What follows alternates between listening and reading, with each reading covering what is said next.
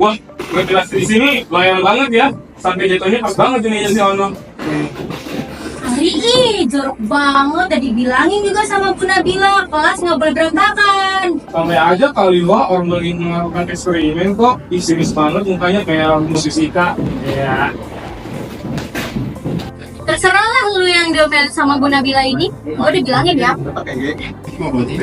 Ada-ada aja lo. Jangan-jangan ntar kalau lu nikah, istri lu dikasih tisu basah. Gua punya istri kayak Nazo, mendingan gue jadi detektif, bisa tahu lagi siapa yang makan tahuan gue dalam kulkas. Ih, rambut gua jelek banget tuh, Chan. Padahal gua kemarin malam habis cukur, anjir. Besok kayaknya gua harus bawa sisir dari kampus. Biar gua bisa sisir rambut. Ya yang aja, rambut aja dipikir. Ya lihat lah story-nya si Husna. Liburan ke Bali mulu, pusing gua liatnya. Duitnya sebanyak apa ya? Kok bisa sih dia happy terus? Lu juga pusingnya gara-gara ngurusin hidup orang di sosmed, Lid. Hidup sendiri aja belum beres, udah ngurusin orang lain. Ih Nisa, gua kan cuma observasi doang. Siapa tahu ada tips sama trik gitu biar bisa liburan kayak dia. Capek ya lihat hidup orang lain. Kadang gue mikir, kenapa sih kita harus kejar-kejaran waktu? Pagi, siang, sore, malam. Padahal cuma karena nilai, terus bikin status. Padahal di dalam sini, Dalam sini apaan, Nak? Emangnya ada cewek lain selain Najwa di hati lo?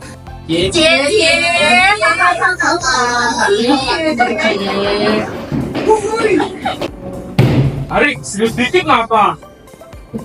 Gak ada gunanya juga. Gak ada gunanya apaan, Ras? Kok lu kayak habis dicopet, terus nunggu di TC itu sih? Datar amat.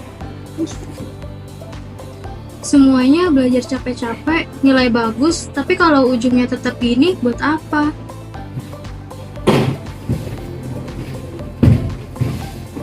Harus ngomong apa sih? Kalau ada apa-apa cerita, jangan dipendam sendiri. Nggak ada apa-apa, Nur. Drama banget deh, lemah lu. Jangan gitu dong. Tiap orang kan beda-beda. Kita nggak tahu apa yang dia rasain. Lama, ribet lu.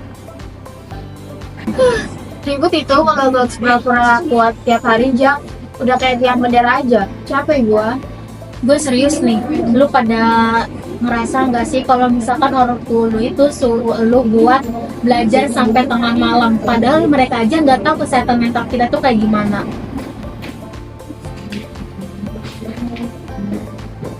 Itu kayak perasaan gua banget, Sang. Kayak gini ya, kita semua tuh kayak punya tali yang ngikat di dalam, terus kepalanya tuh penuh sama pikiran yang nggak ada habisnya. Gua kira cuma gua doang.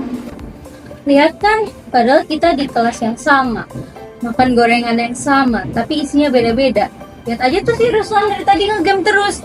Jangan-jangan isi otaknya lagi simulasi kiamat. Apa sih, Wak? Lu nggak usah bawa-bawa gue deh. Gue lagi push rank nih, lu nggak tahu aja gimana rasanya kalau gue udah di stuck di bawah. Lu itu lebih nyiksa daripada pacar gue mutusin gue. Pusing lah gue. Gue cuma pengen ngilangin aja dari sini, masuk ke dunia game gue. Tapi Ruslan, kalau lu terus-terusan ngumpet di dunia game, lu nggak bisa menyelesaikan masalah di dunia nyata. Kan nggak bisa di-pause. Betul lo, Noy. Nggak bisa pakai cheat juga. Masa lo tilang polisi pakai cheat GTA?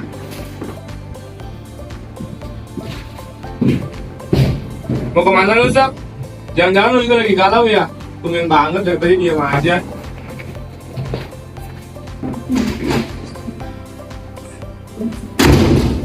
Duh, kenapa sih si Jaki serem amat? Dia gitu mulu, emang susah sih ngomong sama dia, kayak ngomong sama tembok. Mungkin dia lagi ada masalah. Kadang kalau orang lagi ada masalah nggak mau diganggu. Kasian juga sih dia, kalau dipikir-pikir, dia kan suka ngebully. Tapi apa mungkin dia juga dibully di rumahnya? Iya, aku juga pernah dengar sih. Katanya dia sering diomelin sama emaknya kalau dia ujiannya jelek. Jadi dia ngelampiasin ke kita.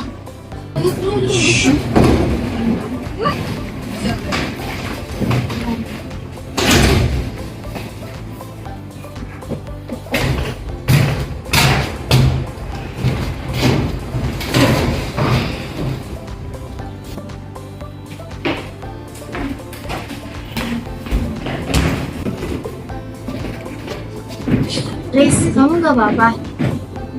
Apa? Cuma mau diem aja.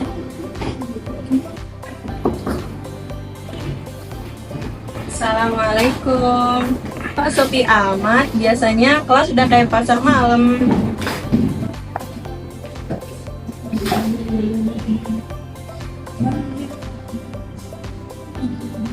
Sebelum kita mulai materi, Ibu mau tanya bagaimana keadaannya kalian semua?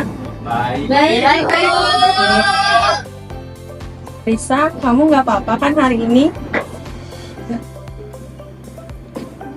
Maaf Bu, saya cuma nggak tahu harus cerita ke siapa lagi.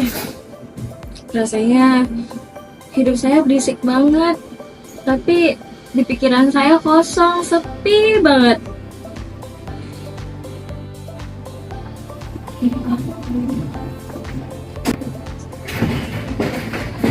Riz, nggak apa-apa banget kok kamu kayak gitu. Terkadang kita lupa sama diri sendiri. Riz, kamu gak sendirian, ada kita di sini. Saya tahu kalian semua punya banyak masalah, baik dari keluarga, ekspektasi, ataupun masalah latar belakang lainnya. Tapi pembahasan kita hari ini bukan soal teori, tapi menghadapi hati yang sedang lelah. Kalian tahu kenapa saya kasih judul Satu Sujud Seribu Cahaya? Karena dalam satu sujud itu tersimpan kejujuran yang gak bisa kita ceritain ke orang, tapi bisa kita kasih kejujuran kepada Sang Pencipta. Bu, kalau udah kayak gini, terus langkah selanjutnya gimana? Kita saling jadi cahaya dulu, saling dengar cerita, jangan saling bandingin luka. Kalau kalian cari teman, saya ada. Kalau kalian cari profesional, kita cari bareng-bareng. Yang paling penting, jangan takut cari bantuan ya. Bu, saya pengen cerita, tapi saya takut ngomong saya nggak lancar. Saya udah lama ngerasa kayak saya ini nggak cukup. Di rumah saya jadi anak pertama, harus jadi contoh buat adik saya. Di kampus saya harus aktif, pintar, ramah. Tapi di dalam diri saya selalu bilang, kamu itu selalu gagal hari ini, kamu itu nggak pernah berjuang. Saya itu kayak kadang mikir, Allah itu ngerti saya nggak sih Bu?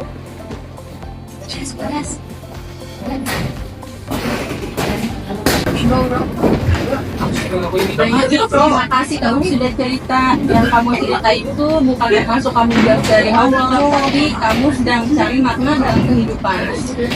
Bu, berarti kita nggak apa-apa dong kalau kita nggak kuat terus kita nggak apa-apa kalau kita nggak bahagia terus. Hal itu tentu sangat wajar, tapi kalau kalian mau menghadapi proses penyembuhan itu udah termasuk langkah besar untuk meraih penyembuhan. Berarti Rasulullah juga pernah ngerasain sedih ya Bu? Iya nak, jadi Rasulullah itu benar pernah sedih. Ya anak-anak, kita boleh sedih, tapi dalam hal batas wajarnya saja ya. Nah, kita tutup pembelajaran psikologi agama pada hari ini. Ibu mohon maaf kurang dan lebihnya. Wassalamualaikum warahmatullahi wabarakatuh. Waalaikumsalam warahmatullahi wabarakatuh.